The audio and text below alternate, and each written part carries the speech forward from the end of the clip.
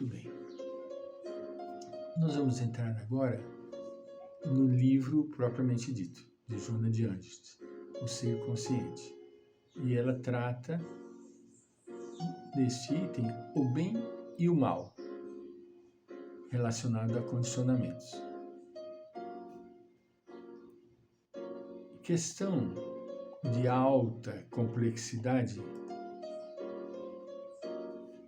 para a criatura humana, o dualismo do bem e do mal encontra íncito da sua psicologia interior, confundindo-a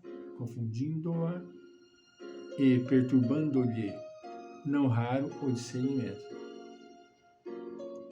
Com características metafísicas, na sua formulação abstrata, essa dualidade concretiza-se nos atos do ser, gerando fenômenos relevantes de consciência que contribuem para o equilíbrio ou a desordem psíquica de consciência com as suas respectivas manifestações. É muito interessante a gente compreender aqui que o bem e o mal, eles sempre fizeram a sua trajetória na vida da criatura humana. Existem até contos a respeito do bem e do mal. Né? A luta dos dois corcéis, o branco e o preto, o branco representa o bem e o preto representando o mal, para manterem a biga em equilíbrio e o ser humano dirigindo esses dois corcéis a fim de que caminhassem harmoniosamente.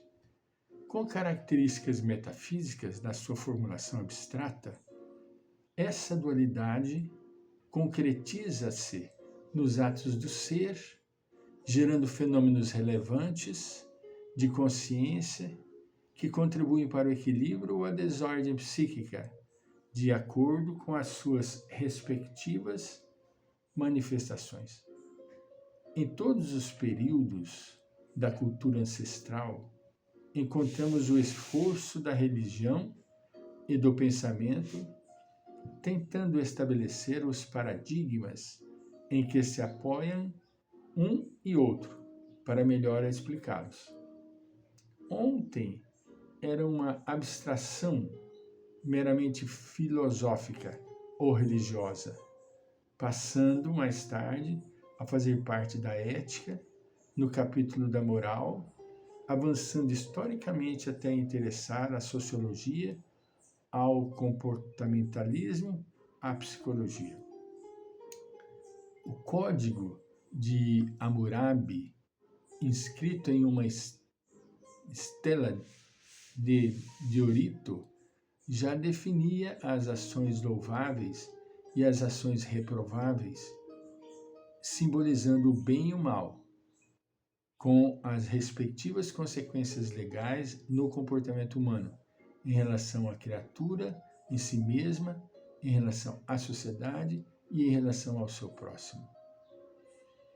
Entre medos e persas, o livro sagrado Zendavesta separava a mesma dualidade nas personificações de Ormuzde, ou representação do bem, e Ahriman, ou personificação do mal, em cuja luta o Ahriman seria submetido e, por consequência, eliminado.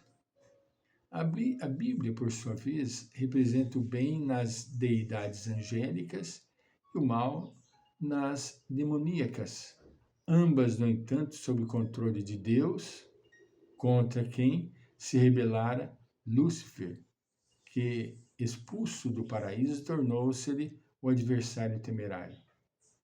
A metafísica tradicional, analisando a criação, estabeleceu os dois princípios do bem e do mal que se vinculam ao conciliador, no vértice superior do simbólico triângulo isósceles.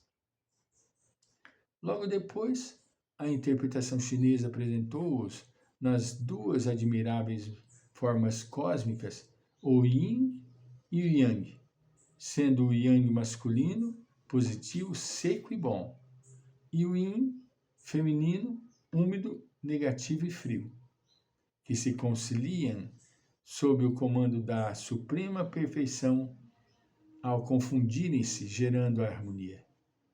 Inspirada no hinduísmo, a trilogia da criação apresenta Brahma como plenipotente, o princípio supremo, e as duas forças antagônicas, Vishnu, o conserva, que é o conservador, ou o princípio construtor, Shiva, o destruidor, ou o princípio aniquilador dos seres, em perene luta até a supremacia do edificador.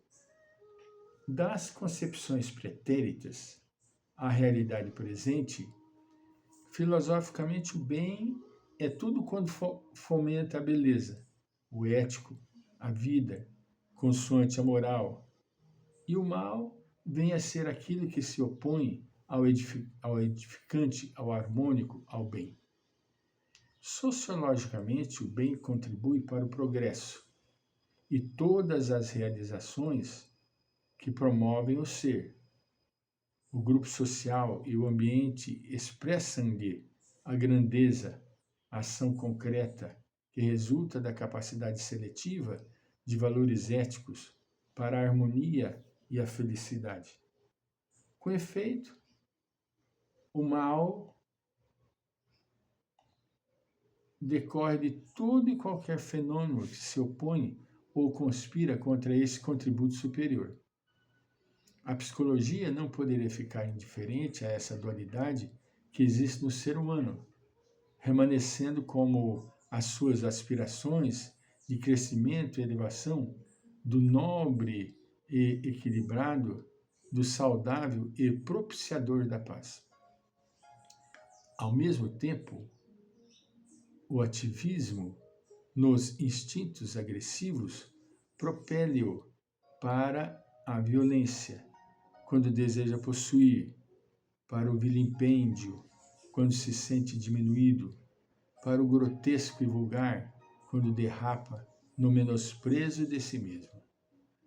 Desenvolvendo, no entanto, a consciência que sai do torpor, de nível de sono sem sonhos, imediatamente começa a perceber os valores que compensam e os que conflitam o comportamento psicológico, impulsionando-o, embora lentamente, para a adoção de conduta mental e física idealista e comportamental do bem, tornando-se instrumento útil no grupo social que se promove e eleva-o a estágio superior, permitindo-lhe aspirar sempre a mais e melhor. Esse discernimento, que resulta da consciência em libertação dos condicionamentos escravizadores, amplia a capacidade para identificar o bem e o mal, predispondo-o à eleição do primeiro em detrimento do segundo. Se por acaso ocorre em equívocos de seleção e tomba nas malhas do mal, mesmo que sob as circunstâncias perturbadoras do ódio, do medo, da angústia, da volúpia, da desordem interior, ao descobrir-se em falta, faz o quadro de consciência de culpa e sofre as patologias afugentes que se lhe tornam mecanismos reparadores. É muito interessante nós procurarmos compreender que a pessoa sempre vai estar sujeita ao golpe da sua consciência. Mesmo ainda em estado de primitivismo, mas ela está ali vigilante. O decálogo mosaico, no entanto, sintetiza os códigos moral e legal. Portanto, o que é bem e o que é mal, havendo facultado a Jesus afirmar em grandiosa proposta toda a complexidade desse fenômeno dual, não fazer a outrem o que não deseja que ele lhe faça. Porque ainda injustos os homens, as leis que elaboram possuem os seus parcialismos e defecções, devendo ser respeitadas sem que a algumas delas se atribuam reais valores morais significativos e definidores do bem e do mal.